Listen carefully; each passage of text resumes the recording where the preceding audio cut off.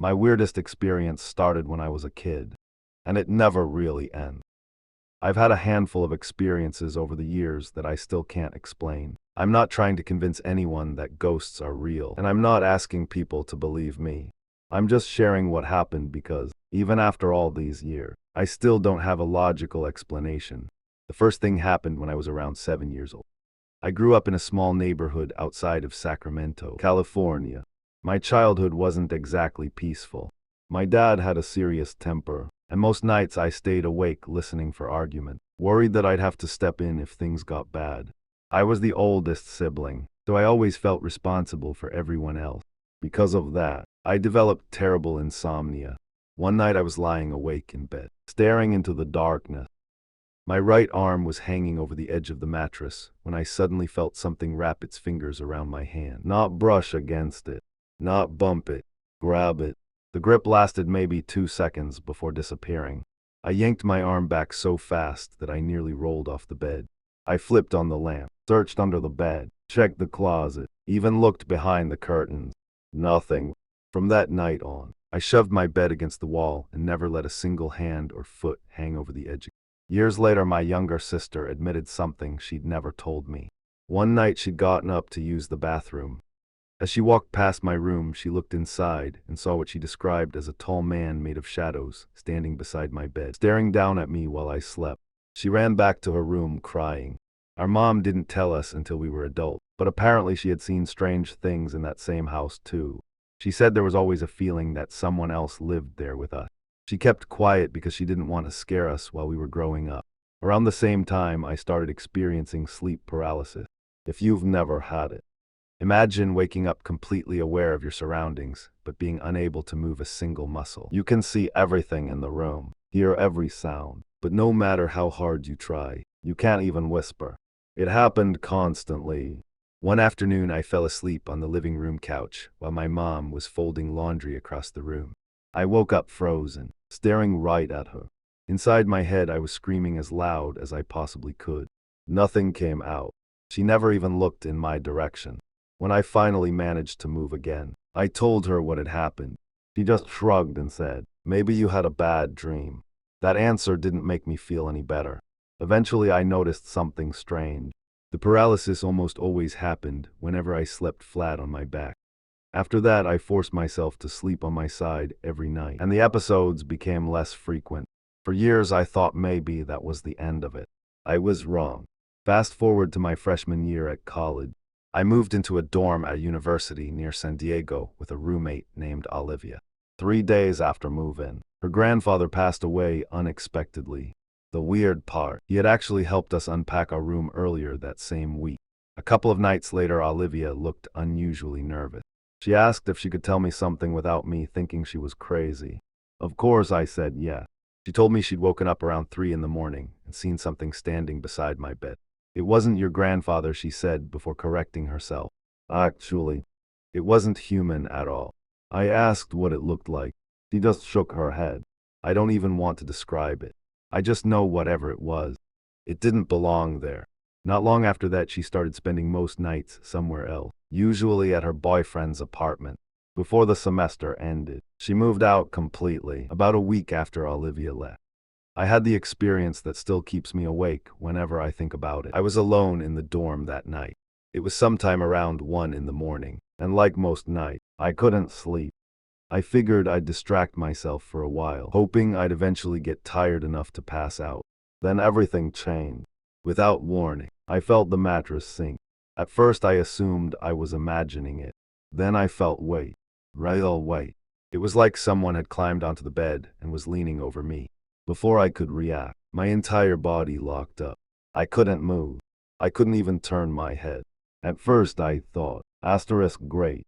Sleep paralysis again. But this wasn't like the episodes I'd had before. I could actually feel something touching me. A warm hand slid across my arm. Then another pressed against my chest. Whatever it was slowly moved its fingers across my shoulders as if it were studying me. Every instinct in my body was screaming to run, but I couldn't move a single inch. The pressure became heavier. It felt like someone was kneeling over me. I could even feel what seemed like knees pressing into the mattress on either side of my leg. My breathing became shallow. I wasn't just scared anymore. I was convinced someone had somehow gotten into my room. I tried yelling. Nothing. Not even a whisper. The room was completely silent, except for my own heartbeat pounding in my ears. Then I felt something grip both of my wrists. Not painfully, just firmly, almost possessively. It stayed that way for several seconds before one of the hands slowly slid upward toward my neck. That's when pure panic took over. I focused on moving just one finger, then my hand, then my arm. Suddenly, with every bit of strength I had, I reached upward and grabbed what felt like a shoulder. It wasn't air. It wasn't my blanket. It felt solid, broad, muscular, warm. The instant I grabbed it, everything disappeared. The weight vanished. The pressure on my chest was gone. My body unlocked all at once, and I practically launched myself off the bed. I flipped every light on in the room. I checked under both beds, opened every cabinet, looked inside the bathroom. The windows were locked from the inside. The door was still dead-bolted. I lived on the 5th floor. There was absolutely no way another person had been inside that room. I barely slept for the rest of the semester.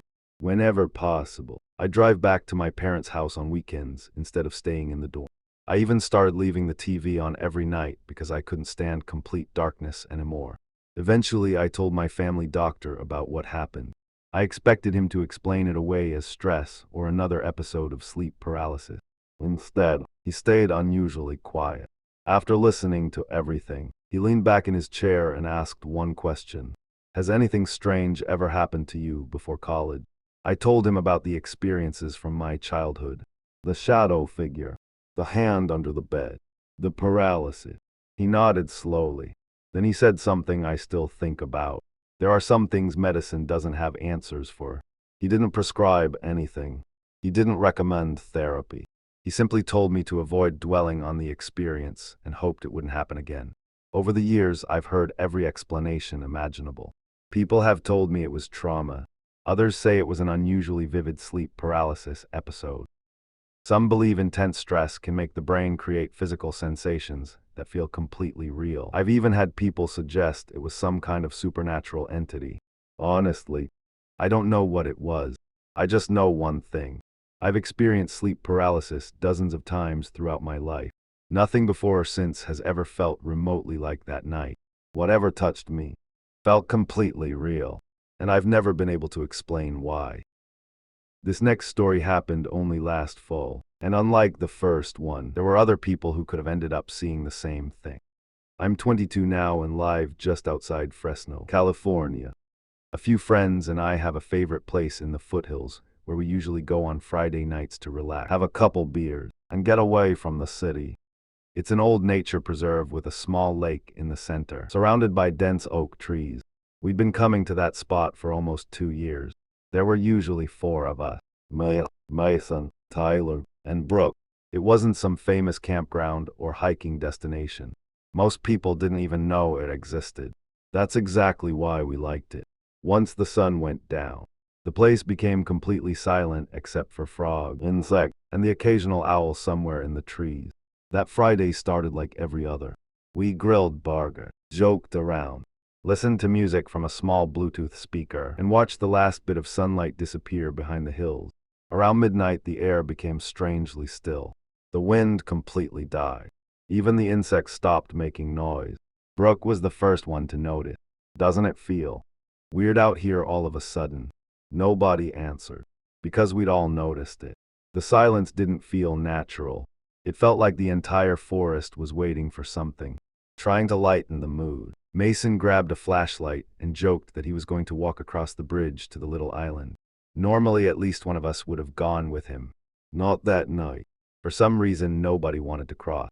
He laughed at us, called us paranoid, and walked onto the bridge alone.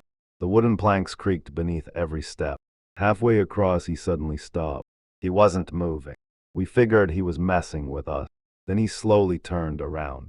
Even from where we were standing, maybe 40 yards away, I could tell something was wrong. His face had completely changed. What? Tyler yelled. Mason didn't answer. He simply pointed toward the far end of the island. At first I couldn't see anything. Then Brooke whispered, There's someone over there. A figure stood between the trees, completely motionless. Too tall. Way too tall. It looked well over 7 feet, but it was difficult to judge because of the darkness. At first I assumed it was another camper. Then my flashlight landed on it. It wasn't wearing reflective clothing. It wasn't holding a flashlight. It wasn't moving. It was just standing there, watching us. I called out, "Hey, you okay over there?" No response. Not even the slightest movement.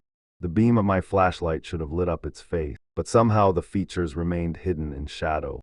The longer I looked, the less human it seemed. Its arms appeared unusually long. Its posture was unnaturally straight, almost rigid, like a mannequin. Mason slowly backed off the bridge without ever taking his eyes off the figure. The second he reached us, he said quietly, "Let's leave." Nobody argued. We threw everything into the truck as fast as we could. Not because we knew what we'd seen, but because every instinct was telling us not to stay another minute. As Tyler slammed the tailgate shut, Brooke suddenly froze. "It's gone." We all turned. The figure wasn't standing between the trees anymore. The island looked completely empty. For a second I actually felt relieved. Then Mason grabbed my shoulder hard enough to hurt. "Don't look at the island." I looked anyway. He wasn't pointing there. He was pointing at the bridge. Something was standing at the entrance. It hadn't been there 2 seconds earlier. No footstep. No sound. It was simply there, closer than before. Still perfectly motionless. Nobody spoke. Tyler threw the truck into reverse so quickly that gravel sprayed across the parking area. As we pulled away, I glanced back one last time. The headlights briefly illuminated the bridge. There was nothing there. No person. No animal. No movement. Just the empty wooden walkway leading toward the dark island. The next morning we convinced ourselves we'd overreacted. Maybe it had been another hiker. Maybe shadows and flashlight beams distorted what we'd seen. Maybe we'd let the silence get inside our head. A week later, curiosity got the better of us. We drove back in broad daylight. Everything looked completely normal, until we crossed the bridge. Near the center of the island, tucked between two oak trees, we found deep impressions pressed into the soft dirt. They weren't footprints exactly. They were far too long. Almost like something with extremely narrow feet had been standing in one place for a very long time. There was only one set. No tracks leading in. No tracks leading out. Just those strange impressions, ending where the ground should have shown something else. We never found out what made them. And despite all the years we'd spent visiting that lake, none of us has gone back since. A couple of months passed after that. Life slowly returned to normal. We stopped bringing up the island altogether, almost as if none of us wanted to admit how badly it had shaken us. Then something happened that made us question everything all over again. One evening Tyler called me sounding unusually serious. "You remember those marks we found?" "Yeah. I think I found out who owns that land." Apparently the preserve had once belonged to an old ranching family, before the county bought most of it decades ago. The original farmhouse had long since been demolished, but one elderly man still lived a few miles away on property that bordered the woods. Out of curiosity, the four of us drove over the following weekend. The man looked to be in his late 70s. When we mentioned the little island, his expression changed immediately. He stayed quiet for several seconds before asking, "What were you doing there after dark?" We exchanged confused looks. "Just hanging out," Mason answered. The old man slowly shook his head. "My father always told us never to cross that bridge after sunset." I asked him why. He looked toward the tree line before speaking. "People used to report seeing someone standing out there." My stomach tightened. "What kind of person?" He shrugged. "Depends who you ask. Some described a very tall man. Others said it looked more like a shadow than a person. But everybody agreed on one thing. It never chased anyone. It just was." None of us interrupted. He continued. "When I was about 12, my older brother dared me to spend 10 minutes alone on that island after dark. I made it maybe halfway across the bridge. Then I saw someone standing between the trees. Didn't move. Didn't speak. I ran home and never tried again." He laughed softly. I figured my eyes were playing tricks on me. But years later, hunters started talking about seeing the same thing. Then fishermen. Then teenagers. He looked directly at us. "You kids aren't the first." Driving home, nobody said much. It wasn't proof of anything. Stories spread. People influence each other without realizing it. Maybe we'd unknowingly heard local rumors years before and forgotten them. Maybe our brains filled in the blank. That explanation should have been enough, except for one small detail. None of us had ever spoken to anyone from that area before. We'd found the place completely by accident while looking for somewhere quiet to fish. We didn't know its history. We'd never heard a single local legend. Yet the description the old man gave matched almost perfectly with what we'd all seen. To this day, I still don't know whether we encountered an actual person, some strange optical illusion, or simply convinced ourselves that something ordinary was much more frightening than it really was. But I do know this. If someone invited me back to that lake after sunset, I wouldn't go. Not for any amount of money. Some places have an atmosphere that's impossible to explain. You feel it the moment you arrive. Like you're somewhere you were never supposed to be. Maybe that's all it was. Or maybe something was watching us from those trees long before we ever noticed it. And if that's true, I'm glad we left when we did. Because I'll never forget the one detail that still bothers me more than anything else. When Mason first pointed toward the island, the figure was standing nearly 100 feet away. Less than 30 seconds later, it was waiting at the entrance to the bridge. None of us heard footsteps. None of us saw it move. It was simply there. And that's the part none of us has ever been able to explain.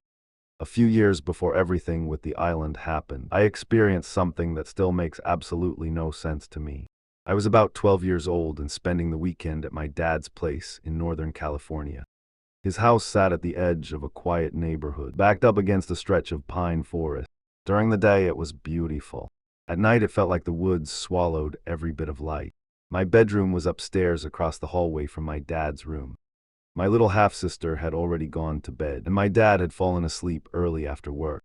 I stayed up watching late-night TV. It had to be close to midnight when I heard something slam onto the roof. Not a branch, not an animal. It sounded heavy. I muted the television and listened. For a few seconds, there was nothing. Then, footsteps, slow, measured, walking across the roof directly above my room. I remember trying to convince myself it had to be a raccoon or maybe loose branches scraping against the shingle. Except the footsteps were too evenly spaced, too deliberate. They sounded exactly like someone pacing back and forth. I sat frozen, staring at the ceiling. Then every light in the house went out. The TV, the hallway light, everything. The room dropped into complete darkness. My heart immediately started racing. The silence that followed felt almost louder than the footsteps had. Then I heard another sound. It came from the guest bedroom at the end of the hallway. A soft scrape, then another, like furniture slowly being dragged across the floor. At that point, I honestly believed someone had broken into the house. I reached for my phone. No signal. The screen briefly lit the room before the battery suddenly died. It had been over 60% only minutes earlier. That's when something moved in the hallway. I couldn't make out details at first, just a pale shape gliding past the doorway. It wasn't walking normally. It moved too smoothly, almost like it was floating inches above the floor. As my eyes adjusted, I realized I was looking at something roughly human-sized, but its proportions felt wrong. It was unusually tall. Its arms hung much lower than they should have. Its skin, or whatever I was seeing, looked gray, almost silver in the faint moonlight coming through the upstairs window. It never looked toward me. It simply crossed the hallway and disappeared down the staircase. I tried yelling for my dad. Nothing happened. No sound came out. I wasn't choosing to stay quiet. My body simply refused to cooperate. Every muscle locked up. I couldn't even lift my head off the pillow. I listened as whatever it was descended the stairs. Each step produced a dull wooden creak. Slow, one after another. Then, silent. It felt like 10 minutes passed before I was finally able to move again. At almost the exact same moment, the electricity returned. The television flashed back to life. My digital alarm clock blinked 12:00, resetting after the outage. I sat awake until sunrise. I never told my dad. He would have blamed it on nightmares or an overactive imagination. Years later, after I was already an adult, I casually asked him whether he'd ever experienced strange power outages in that house. He looked at me strangely, then said something I'd never expected. There were nights I heard someone walking on the roof too. He laughed afterward and brushed it off, but he never explained why he answered so quickly. And I never asked another question. For a long time, I convinced myself I'd imagined the entire thing. Kids exaggerate. Old houses make strange noises. Power outages happen. That's what I kept telling myself, until a conversation with my stepmother changed everything. It happened during Thanksgiving a few years ago. The topic somehow drifted to ghost stories, and I jokingly mentioned hearing footsteps on the roof when I was a kid. Before I could laugh it off, she interrupted me. "You heard them too." The room went completely quiet. She explained that when she first moved into the house, she'd occasionally wake up around 2 or 3 in the morning to the sound of someone pacing above their bedroom. At first, she assumed it was tree branches. Then she realized there weren't any trees close enough to touch the roof. One night she even woke my dad. They both walked outside with flashlights. There was nobody there. No ladder. No footprint. Nothing. After that, they stopped trekking. According to her, the footsteps became so common that they eventually learned to ignore them. I never told her what I'd seen that night. Some things are easier left unsaid. The next story didn't happen to me personally. It happened to my next door neighbor, and after hearing it, I honestly wasn't sure what to think. His name isn't important, so I'll call him Ryan. Ryan has always been one of the most practical people I've ever met. Former construction worker. No interest in ghost stories. No paranormal TV shows. The kind of guy who laughs at conspiracy theories. That's exactly why his story bothered me so much. Back in 2008, Ryan and his wife had just welcomed their first baby. Money was incredibly tight. He'd been laid off from his regular job and was taking whatever temporary work he could find around Bakersfield just to keep food on the table. Some weeks they barely managed to cover rent. One evening, after another frustrating day of job hunting, he stopped at a small neighborhood bar instead of driving straight home. He ordered one beer and quietly sat by himself. After a few minutes, an older man took the empty stool beside him. The stranger looked at Ryan for a while before asking, "You look like you've got the weight of the world on your shoulders." Ryan laughed awkwardly and admitted that things weren't going well. He talked about struggling to support his wife and newborn son, about overdue bills, about feeling like he was running out of options. The stranger listened without interrupting. When Ryan finished, the man smiled. "You seem like a decent guy." Then he reached into his jacket, pulled out a folded receipt, wrote something on the back, and slid it across the bar. It was nothing but a phone number. "Call this tomorrow morning." Ryan frowned. "What is it?" "A trance." Before Ryan could ask anything else, the man finished his drink, wished him good luck, paid his tab, and walked out the door. The whole interaction lasted maybe 15 minutes. Ryan stuffed the receipt into his wallet and forgot about it. 2 days later, after another failed interview, he found the number again. Figuring he had absolutely nothing to lose, he called. The phone rang once. A woman answered immediately. "Hello, Ryan." He froze. He hadn't given his name. "I've been expecting your call," she continued calmly. "Everything is going to work out. We should meet." Ryan later told me that hearing a complete stranger greet him by name unsettled him more than anything else she'd said. Before he could ask how she knew who he was, she gave him an address nearly an hour outside the city and told him she'd be waiting that Saturday morning. Then she hung up. Ryan almost didn't go. His wife thought the whole thing sounded suspicious. "Best case, it's some kind of sales pitch," she told him. "Worst case, who knows? But when you're desperate enough, you stop thinking the way you normally would." Saturday morning, he filled up his old pickup and drove to the address. It led him to a quiet farming community outside Paso Robles. The house wasn't abandoned or creepy. It looked perfectly ordinary. Small, white siding, a wraparound porch, fresh flowers hanging beneath the windows. Nothing about it stood out. He knocked once. Before the door had even fully opened, an older woman smiled warmly. "Ryan, I'm glad you came. Again." She already knew who he was. She invited him inside. The interior surprised him even more. The house was almost completely empty. No television, no couch, no family photos. Just a wooden table, 2 chairs, and sunlight pouring through large windows. It felt less like someone's home and more like a room waiting to be furnished. The woman offered him coffee. He politely accepted, mostly because he didn't know what else to do.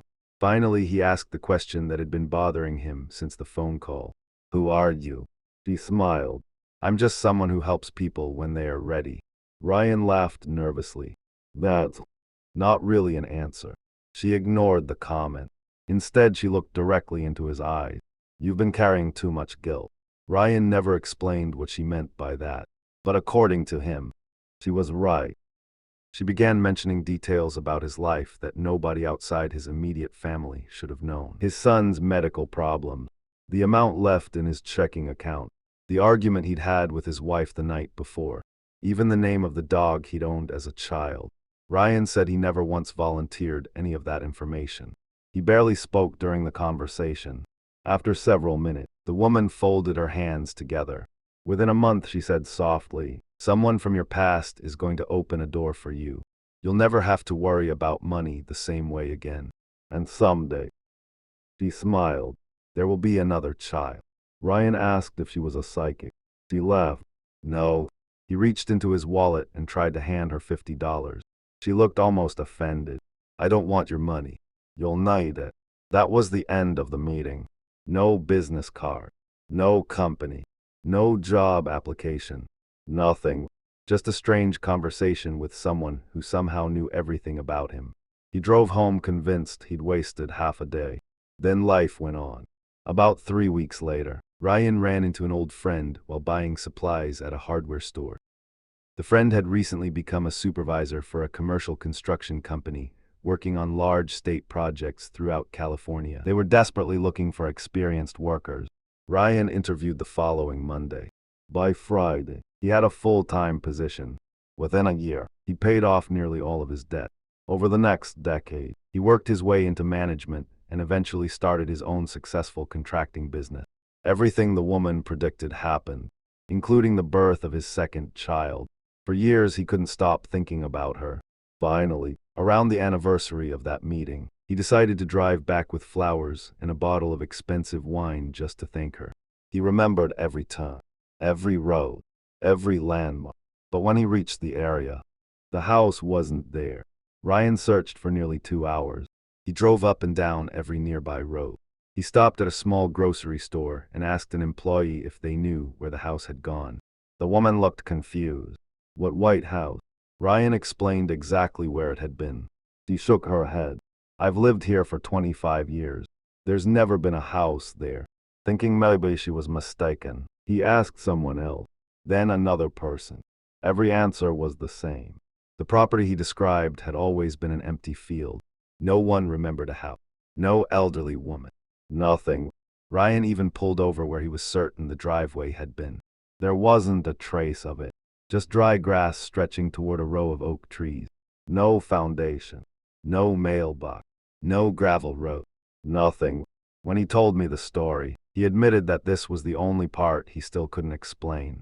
Getting lucky with a job opportunity. Sure.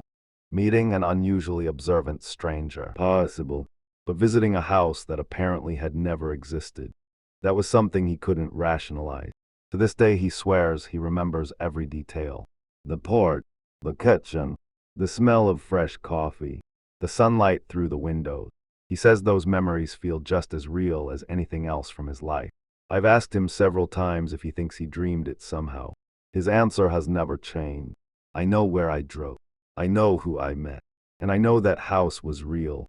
Whether it actually was, I have no idea." The next story happened to me in the spring of 2022. I'd only been living in California for about 6 months after moving from Arizona.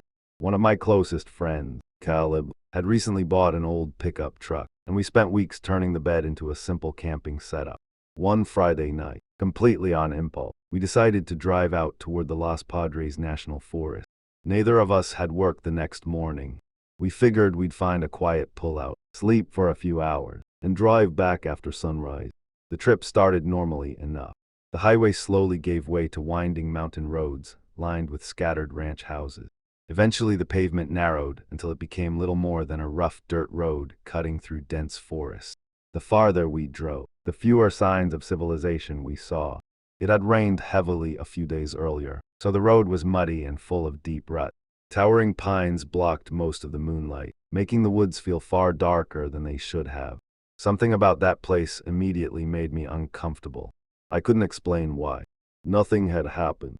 Nothing looked unusual. It was just a feeling. Caleb noticed it too. "You getting weird vibes out here?" I left. I was about to ask you the same thing. We eventually found a small clearing overlooking a dry creek bed. There was plenty of room to park, but only one narrow road leading in and out. I looked around for a minute before shaking my head. "I don't like this spot." Caleb asked why. "If somebody pulled in behind us, we'd have nowhere to go." He didn't argue.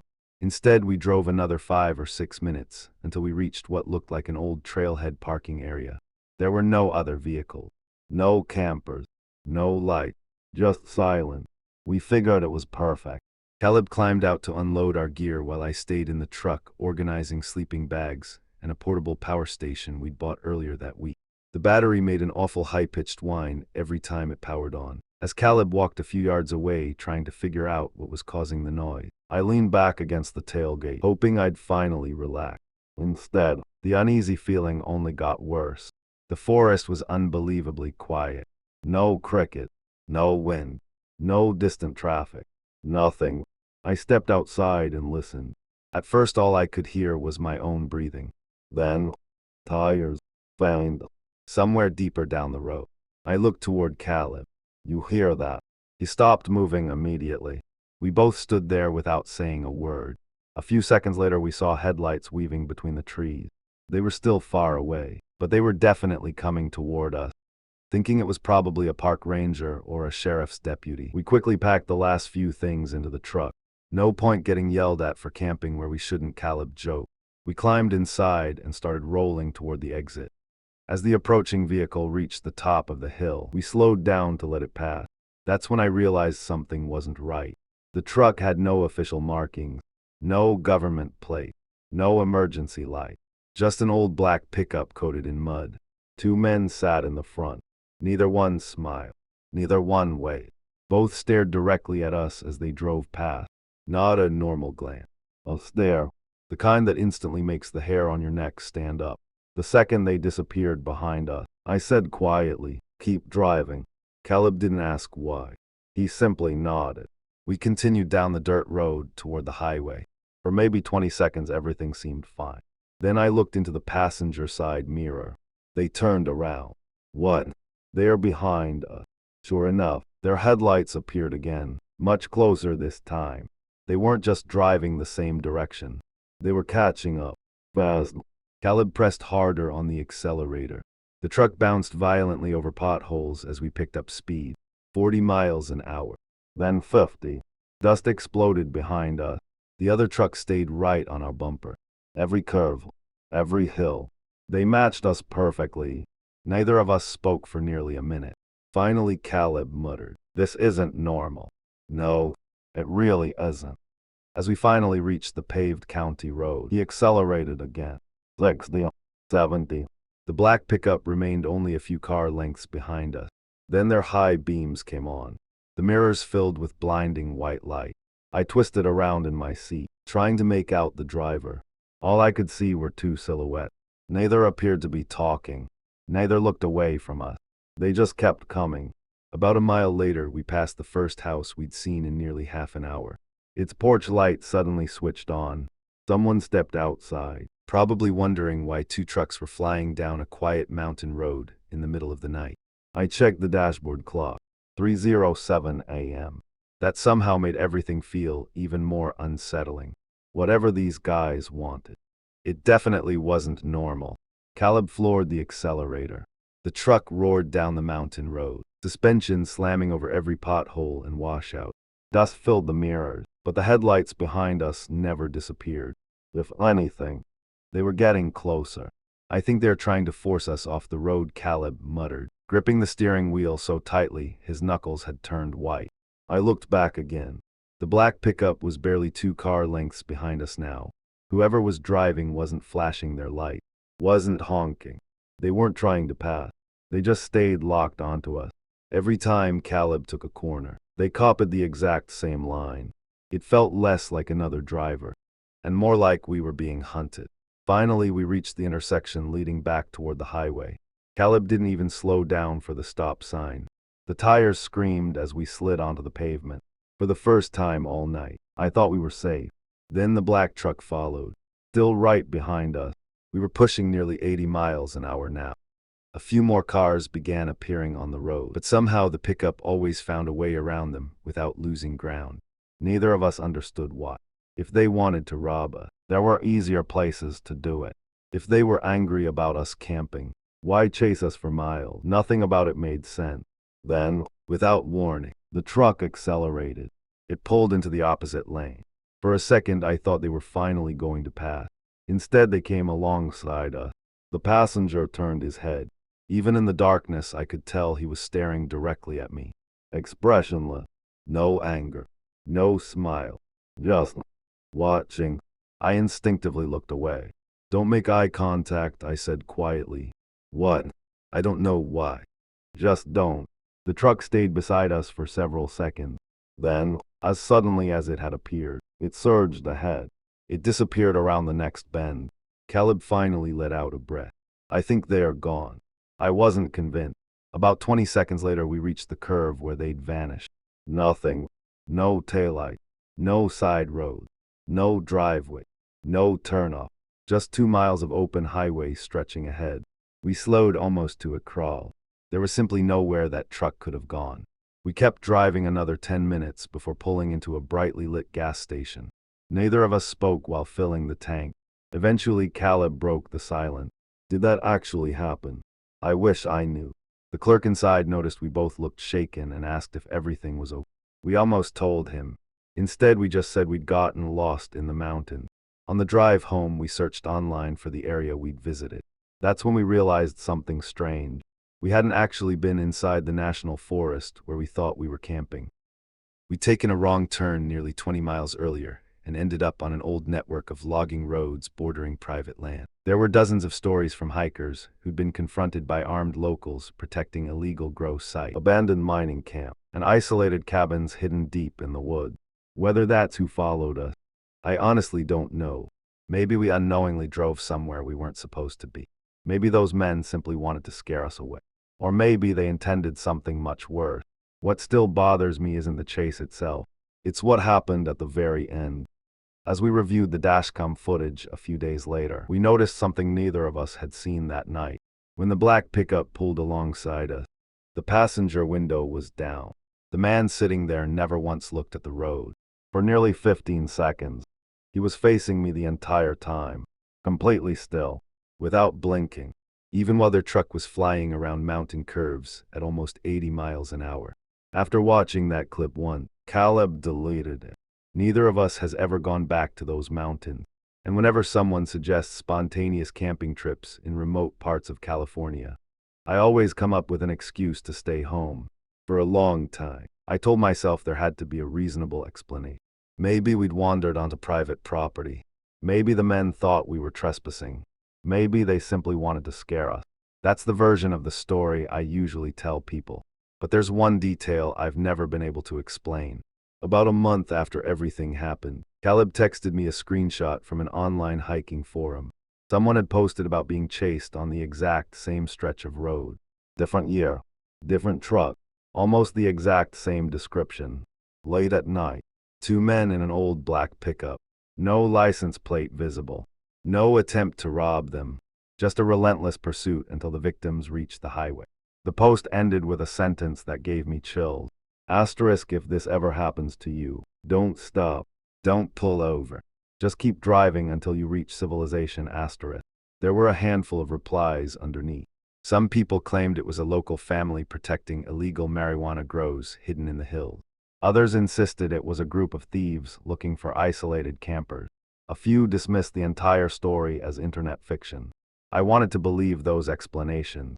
Then Caleb sent me another message. I checked the dashcam timestamp. What about it? We lost almost 9 minutes. I thought he was joking. He wasn't. According to the video, only a little over 3 minutes passed between the moment the truck pulled alongside us and when we arrived at the gas station. But the timestamps on our phones, and even the receipt from the gas station, showed we should have arrived almost 12 minutes later. Neither of us remembered stopping. Neither of us remembered taking another road. The missing time has never made sense. Maybe the camera malfunctioned. Maybe the clock reset without us noticing. Maybe there really is a perfectly ordinary explanation.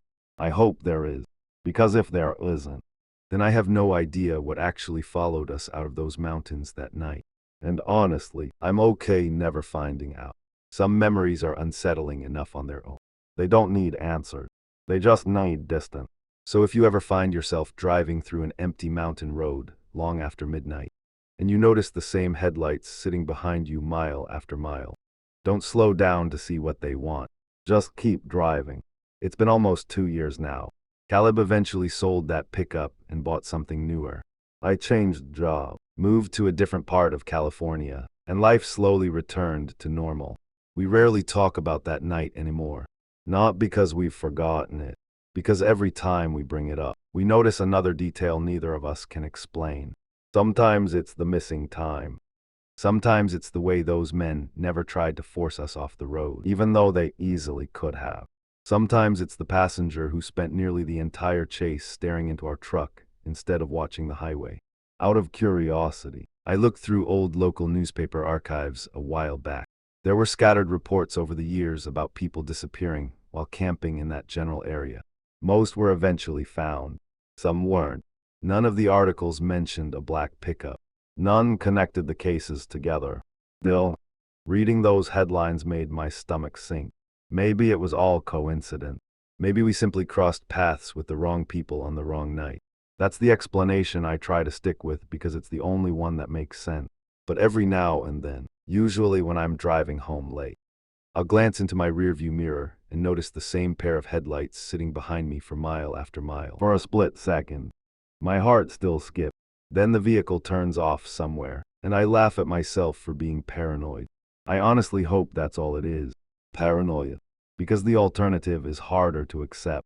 If those men were willing to chase two strangers through the mountains for no obvious reason, how many other people have they followed? And more importantly, how many of them actually made it home? So if you've ever had something similar happen while driving through remote backroads late at night, I'd genuinely like to hear your story.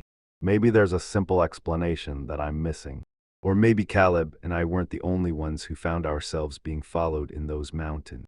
Either way, I don't think I'll ever be taking another spontaneous midnight camping trip again. One last thing before I wrap this up. After posting this story, a surprising number of people reached out saying they'd experienced something similar on isolated roads throughout California. Some blamed local criminals. Some thought it was organized theft. Others were convinced it was nothing more than adrenaline making ordinary situations feel much worse than they actually were. Honestly, I don't know which explanation is correct. Maybe all of them are. What I do know is that Caleb and I made one decision that probably saved us a lot of trouble. We never stopped. We never got out of the truck. We never tried to confront whoever was behind us. If we'd pulled over to ask what they wanted, this story might have ended very differently. So if there's any lesson to take from what happened, it's this. If you're miles from the nearest town, it's the middle of the night, and someone starts following you for no apparent reason, don't try to be brave. Drive. Head toward the nearest gas station, convenience store, or anywhere with lights and other people around. Call for help if you need to. Whatever explanation exists, it's not worth finding out alone on a deserted mountain road. I've replayed that night in my head hundreds of times, wondering if we missed something obvious. Maybe we did. Maybe we didn't. Either way, I'm grateful the story ends with the two of us getting home safely, because not every strange encounter has that kind of ending. Thanks for reading, and if you've ever experienced something similar, I'd honestly like to hear about it. Maybe one day one of these stories will finally make sense. Until then, stay safe out there.